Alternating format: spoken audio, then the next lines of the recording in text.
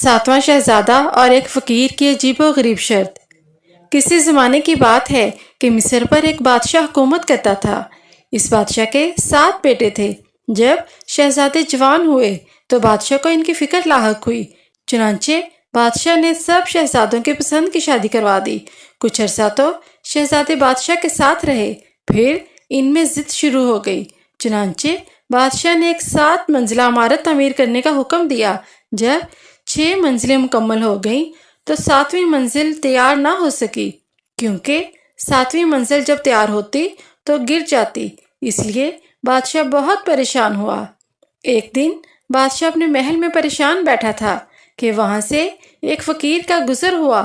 اس نے جب بادشاہ کو پریشان دیکھا تو اس سے پوچھا، بادشاہ سلامت، اگر آپ ایک بات کی اجازت دیں تو پوچھوں؟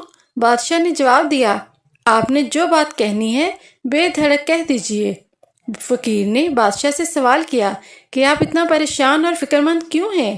بادشاہ نے جواب دیا، آپ میری پریشانی حل نہیں کر سکتے۔ جب فقیر نے بہت اصرار کیا تو بادشاہ نے سب بات بتا دی۔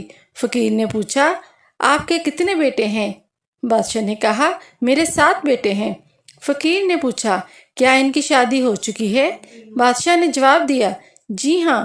فقیر کہنے لگا، سب سے چھوٹے بیٹے کی بیوی کا خون 7ویں منزل کی دیوار پر چھڑک دیں تو محل تیار ہو جائے گا۔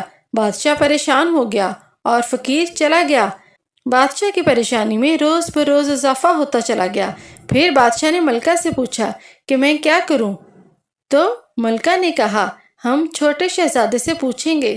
صبح انہوں نے شہزادے سے پوچھا تو شہزادہ بہت ناراض ہوا اور اس نے فقیر کا مذاق اڑایا۔ کچھ دن بعد شہزادے سے دوبارہ پوچھا گیا تو شہزادے نے کہا، میرے 6 بھائی اور بھی ہیں، آپ ان کی بیگمات میں سے کسی کا خون چھڑک دیں۔ آپ میری بیوی کی جان کے دشمن کیوں ہو گئے ہیں؟ لیکن اب میں اس ملک میں نہیں رہ سکتا۔ اور شہزادہ اپنے ملک اور محل کو خیر بات کہہ کر اپنی بیوی کے ساتھ ملک چھوڑ کر دور کہیں چلا گیا۔ انہوں نے اپنے لیے کپڑے خریدے اور شہزادے کے پاس پہلے ہی ایک تلوار اور تیر کمان موجود تھا۔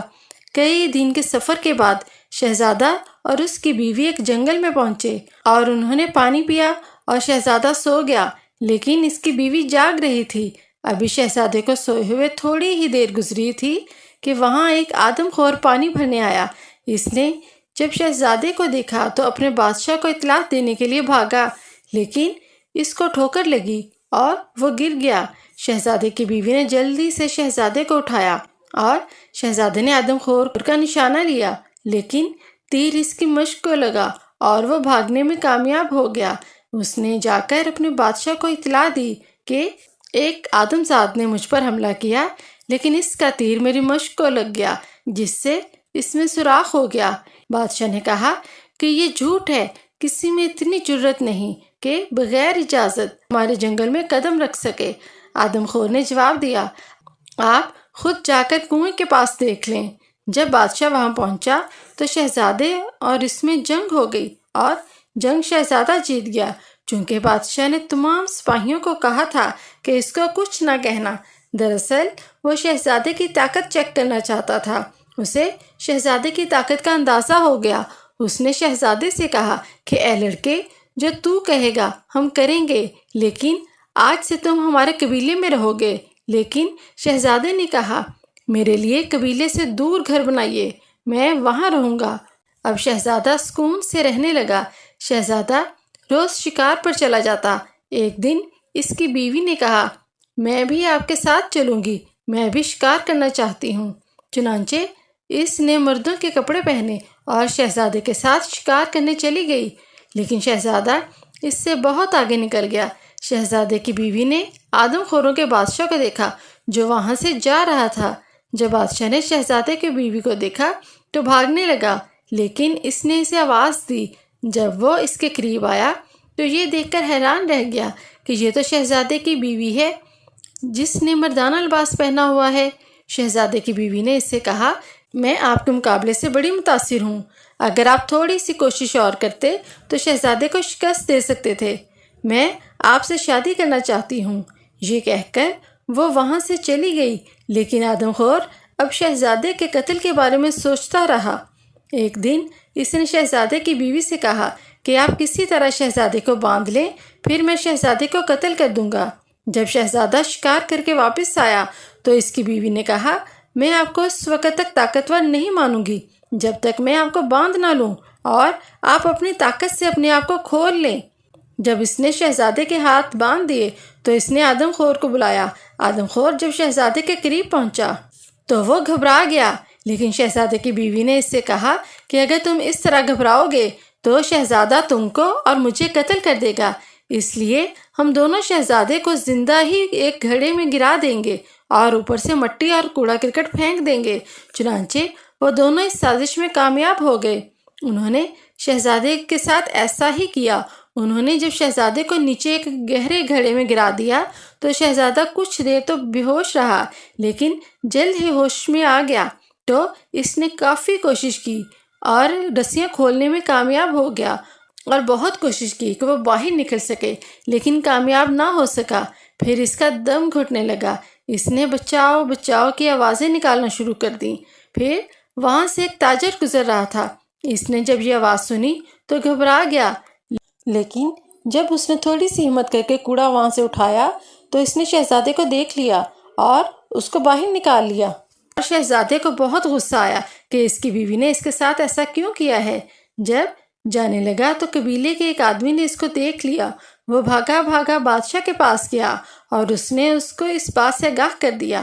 بادشاہ نے حکم دیا کہ شہزادے کی آنکھیں پھوڑ دی جائیں اور ٹانگیں توڑ دی جائیں۔ اب وہ ہم سے مقابلہ نہیں کر سکتا۔ اب اس میں وہ طاقت نہیں تھی جو پہلے تھی۔ چنانچہ تمام سپاہیوں نے شہزادے کو گھیر لیا اور اس کی آنکھیں پھوڑ دیں اور ٹانگیں توڑ کر اسے باغ میں پھینک دیا جو بادشاہ کا باغ تھا، جس کی ایک بیٹی تھی۔ بیٹی سیر کرتے ہوئے وہاں سے گزری تو اس نے شہزادے کو دیکھا اور کہا کہ کیسا خوبصورت نوجوان ہے، لیکن یہ تو چل پھر نہیں سکتا۔ شہزادہ ہوش میں آیا تو اس نے درخت پر بیٹھے ہوئے ایک طوطا اور مینا کو باتیں کرتے ہوئے سنا۔ طوطا مینا سے کہہ رہا تھا، اگر اس لڑکے کے چہرے کو کنویں کے پانی سے دھویا جائے تو اس کی آنکھیں ٹھیک ہو سکتی ہیں۔ چنانچہ مینا کہنے لگی کہ وہ کنواں کہاں ہے؟ طوطے نے کہا، وہ کنواں تھوڑی دور ایک جنگل میں ہے۔ پھر طوطے نے کہا، اگر اس لڑکے کی آنکھیں فلاں کنویں کے پانی سے دھو دی جائیں تو یہ بھی ٹھیک ہو سکتی ہیں۔ شہزادی تو بہت خوش ہوئی۔ اس نے اپنی کنیزوں کو حکم دیا کہ یہاں تھوڑی دور جنگل میں ایک کنواں ہے، اس کنویں کے پانی سے شہزادے کی آنکھیں دھو دی جائیں، اور اس سے تھوڑا فاصلے پر ایک اور کنواں ہے، اس کے پانی سے شہزادے کی ٹانگیں دھوئی جائیں۔ کنیزیں وہ پانی لے آئیں تو اس سے شہزادے کی آنکھیں اور ٹانگیں دونوں ٹھیک ہو گئیں۔ شہزادہ بہت خوش ہوا۔ اس نے دل میں کہا، اب وہ اپنے دشمن سے سخت بدلہ لے گا۔ شہزادی شہزادے کو اپنے محل میں لے گئی اور بادشاہ سے کہا، میں اپنی پسند کی شادی کروں گی۔ دوسرے دن ہی دربار میں دوسرے ملکوں کے شہزادے آ گئے اور شہزادی نے سب کو منع کر دیا اور اعلان کیا کہ اسی شہزادے سے شادی کروں گی۔ لہٰذا بادشاہ نے شہزادی کی شادی اس شہزادے سے کروا دی اور شہزادی کو شہزادے کے ساتھ جانے کی اجازت دے دی۔ شہزادہ شہزادی کو بڑی شان و شوکت سے اس جنگل میں لے گیا۔ قبیلے کے کئی آدمی شہزادے کو اور اس کی فوج کو دیکھ کر خوف زدہ ہو گئے اور بھاگنے لگے۔ شہزادے نے آدم خوروں کے بادشاہ کے گھر کا محاصرہ کیا اور بادشاہ کو قتل کر دیا۔ اس کے بعد وہ اپنی بیوی کے پاس گیا اور بیوی نے کہا کہ مجھے معاف کر دیں، لیکن شہزادے نے اس کی بھی گردن کاٹ دی اور اس کا خون ایک بوتل میں بھر لیا۔ پھر بادشاہ کے پاس گیا اور اس کو ساری کہانی سنائی اور بادشاہ سے اپنے ملک میں جانے کی اجازت مانگی۔ بادشاہ نے اسے اجازت دے دی اور کچھ فوج بھی اس کے ساتھ بھیجی۔ اس طرح شہزادہ شہزادی کے لیے اپنے ملک پہنچ گیا۔ اس کے باپ بادشاہ نے جب دیکھا تو بہت خوش ہوا۔ شہزادے نے اسے پوری داستان سنائی اور کہا، میں نے اپنی بیوی کی خاطر آپ کو اور اپنے ملک کو چھوڑا، لیکن وہ بہت بے وفا نکلی۔ میں نے اسے سزا دی، مجھے معاف کر دیں۔ اب یہ آپ کی بہو ہے، اب آپ کا ہر حکم مانے گی۔ اگلے دن فقیر دوبارہ آیا۔ اس نے بادشاہ سے کہا، میں اپنے علم سے جان گیا تھا سب سے چھوٹے شہزادے کی بیوی بد کردار تھی، اس کی نیت اچھی نہیں تھی، اس لیے آپ کے محل کی 7ویں منزل بار بار گر جاتی تھی۔ شہزادے نے اپنی سابقہ بیوی کے خون سے بھری ہوئی بوتل اپنے باپ کو دی اور کہا، ابا جان، اس خون کو 7ویں منزل کی دیوار پر چھڑک دیں۔ بادشاہ نے یہ کام فقیر کو سونپا تو فقیر نے کچھ پلٹ کر یہ خون دیوار پر چھڑکا تو تمام مزدوروں نے 7ویں منزل پر کام مکمل کر لیا۔ اس طرح ایک بے وفا بیوی اور بدکردار بیوی اپنے انجام کو پہنچ گئی۔ شہزادہ اپنی نئی بیوی کے ساتھ ہنسی خوشی زندگی گزارنے لگا۔ محترم ناظرین، اگر آپ کو یہ ویڈیو اچھی لگی ہو تو ویڈیو کو لائک کریں اور پیارا سا کمنٹ کریں کہ آپ کو یہ ویڈیو کیسی لگی، اور ہمارے چینل کو سبسکرائب کریں تاکہ آپ کو ایسی ہی ویڈیوز ملتی رہیں۔ ملتے ہیں ایک اگلی نئی ویڈیو میں، تب تک کے لیے اللہ حافظ۔